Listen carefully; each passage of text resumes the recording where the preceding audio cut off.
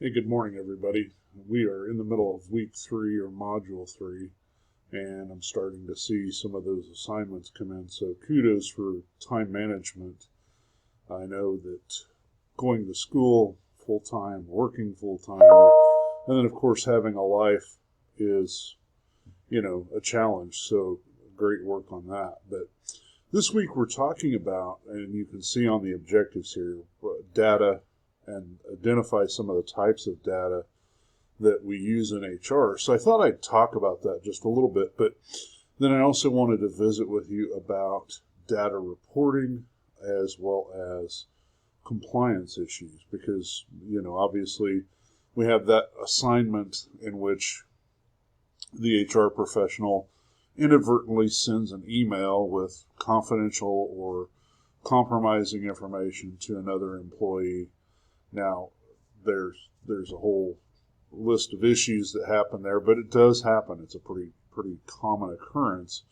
I know I've done that before, sent it to the wrong person, or I've sent something outside the email because I was communicating with an employee as an applicant, and I had their personal email, and Outlook defaulted to that versus their work email, and so I sent it, and they're complaining because they didn't get it, so I go back and look and go, oh, sorry, I sent it to your personal email. Usually that's not a major issue because you're communicating with that person, but it does happen. So particularly if you allow Outlook to auto-populate your address for you, which I typically do. It's in my settings that way. So that aside, there's a number of measures and metrics, and you'll hear the term metrics used pretty frequently.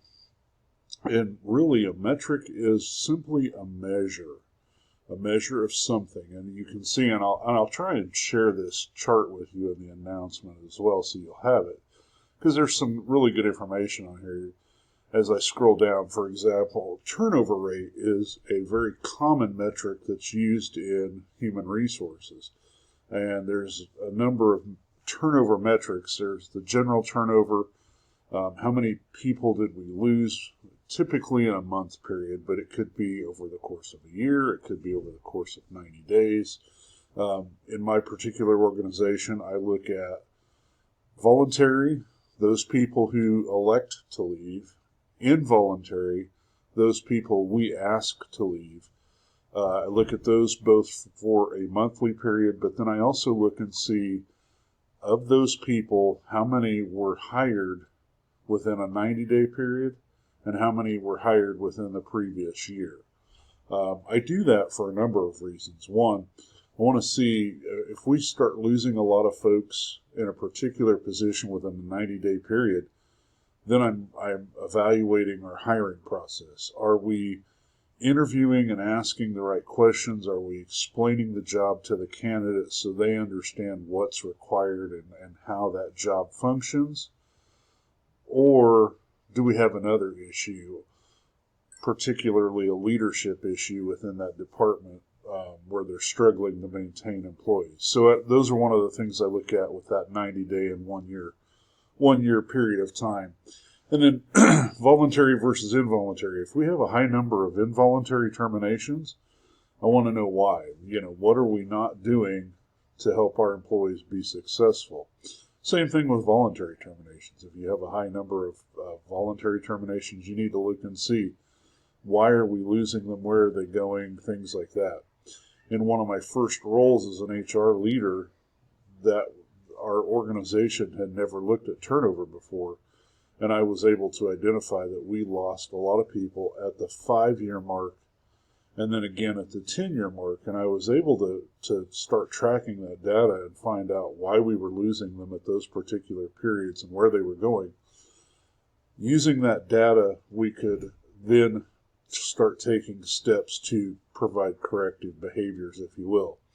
At the 5-year mark, a lot of them were moving into other healthcare positions or things of that nature due to pay and benefits. So we were able to go back to the leadership of the organization and say, look, we really need to adjust our pay, particularly in this area, because that's where we're losing folks. That's why they're leaving.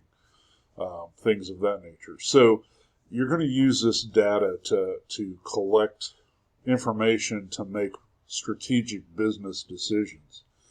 Now, you're going to also hear KPI, or key performance indicator. And typically a key performance indicator is simply taking that metric or that measure and applying it to some process or business decision. So for example, using the turnover, if I find that I have a high turnover in the 1 year realm, then I want to start looking at that data to find out why.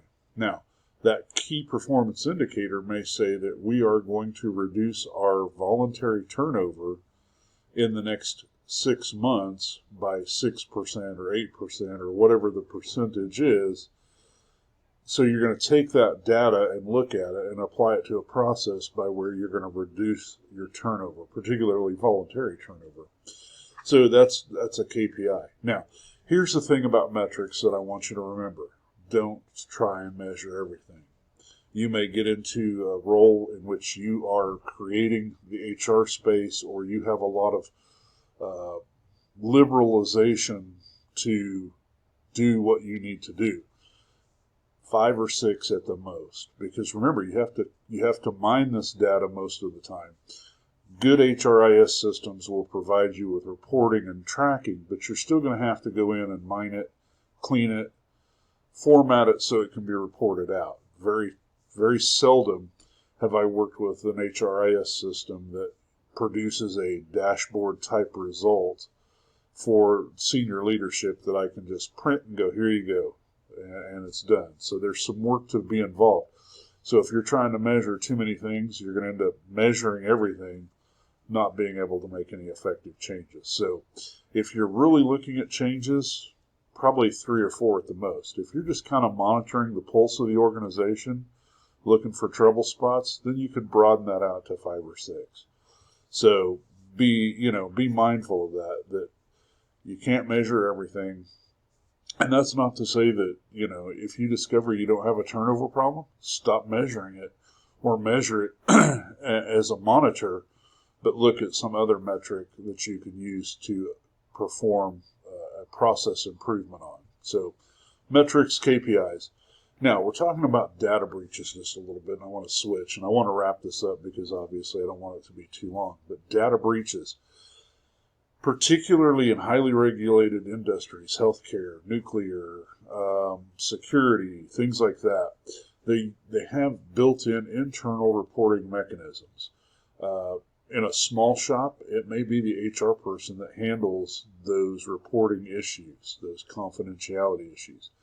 Generally, in larger organizations, either your quality or your risk, and sometimes quality and risk are lumped together, they will handle your compliance reporting. So I've been at a couple of different organizations that have 800 numbers where anybody can call in. They have them posted in the hallways and in the break rooms and everything, that if you need to report a compliance issue or a data breach or anything of that nature, you can call this 800 number. Usually that quality/risk manager director will take that information. I worked at one organization where it was actually handled by a third-party vendor.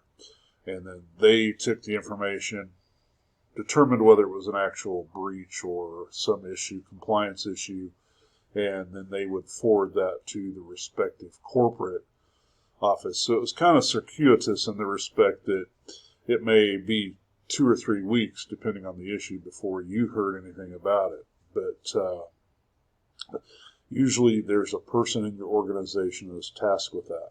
If it's a medical related or healthcare related, there's also the HIPAA compliance officer that will handle all things HIPAA.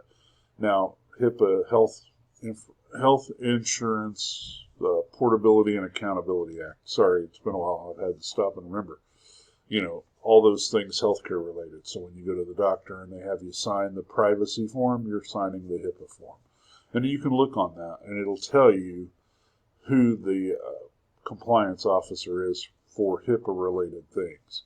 So there's a number of different things there. But generally, you have somebody in your organization, unless it's a really small shop, and then you may not.